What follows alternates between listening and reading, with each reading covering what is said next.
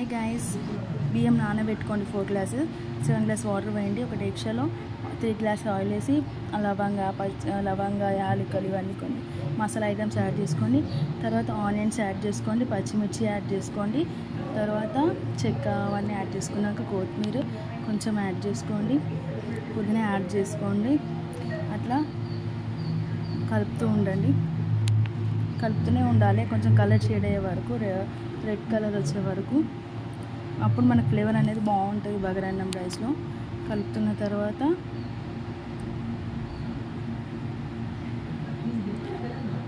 కొంచెం ఆగండి అట్లనే. తర్వాత అల్లం పేస్ట్ వేసుకోండి, ఒక 1 స్పూన్ అల్లం వేసుకోండి, మంచిగా కలుపుకోండి. తర్వాత 1 టమాటా వేసుకోండి, కలుపుకోండి. అట్లనే కలుపుతూనే ఉండాలి టమాటాలు అనేటివి మగ్గే వరకు. తర్వాత వాటర్ పోసుకోండి, 7 గ్లాస్ వాటర్. మీకు తగినంత మీరు పోసుకోండి. మీరు 3 గ్లాసెస్ పెట్టుకోండి, 3 గ్లాస్కి సరిపోయేది పోసుకోండి. మేము ఇంట్లో 5 మెంబర్స్ కాబట్టి మేము 5 గ్లాసెస్కి 7 గ్లాసెస్ వాటర్ యాడ్ చేసుకున్నాం. ఓకేనా. తర్వాత మూత పెట్టుకోండి. తర్వాత మూత పెట్టుకున్నాక మంచిగా బాయిల్ అయినాక రైస్ అనేది యాడ్ చేసుకోండి. యాడ్ చేసుకున్న తర్వాత మంచిగా కలుపుతూ ఉండాలి. కలుపుతున్న తర్వాత మూత పెట్టుకోండి.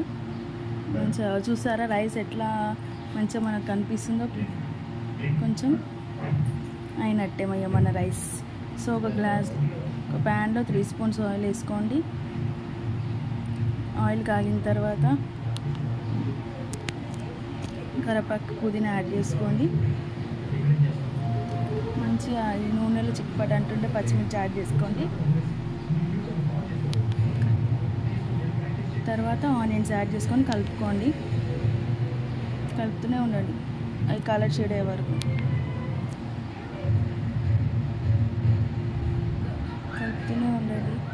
సండే స్పెషల్, సో మా ఇంట్లో ఇది ప్రిపరేషన్. నా ఫేవరెట్ చికెన్ కదా, అందుకే చికెన్ తీసుకుంటున్నా. సో మళ్ళీ 1 స్పూన్ అల్లం యాడ్ చేసుకోండి. పసుపు 1 స్పూన్ యాడ్ చేసుకోండి. కలపండి బాగా. కలిపిన తర్వాత చికెన్ 1 కేజీ చికెన్ మంచిగా ఫ్రెష్గా కడిగి దాన్ని యాడ్ చేసుకోండి. మంచిగా కలుపుతూ ఉండండి. ముక్కకు పసుపు పట్టే వరకు కలపండి. కలిపిన తర్వాత మూత పెట్టుకోండి. ఒక 5-10 మినిట్స్ ఉడికిన తర్వాత చూసారా వాటర్ ఎలాంటి పైకి వచ్చినాయో.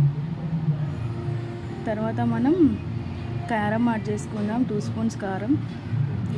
తర్వాత 2 స్పూన్స్ ఉప్పు యాడ్ చేసుకుందాం. మంచిగా కలుపుకోండి. కలుపుకున్న తర్వాత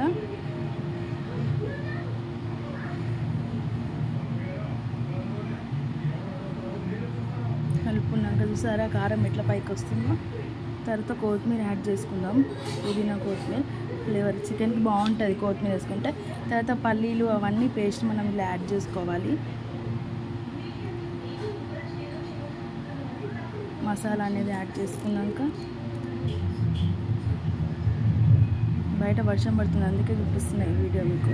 సో చికెన్లో పైన ఇట్లా ఉడుకుతుంది కదా, ఆయిల్ అనేది బయటకు వచ్చింది. సో మన చికెన్ కూడా రెడీ అయినట్టే. ఓకేనా. మసాలా ప్రిపరేషన్ చూపిస్తా.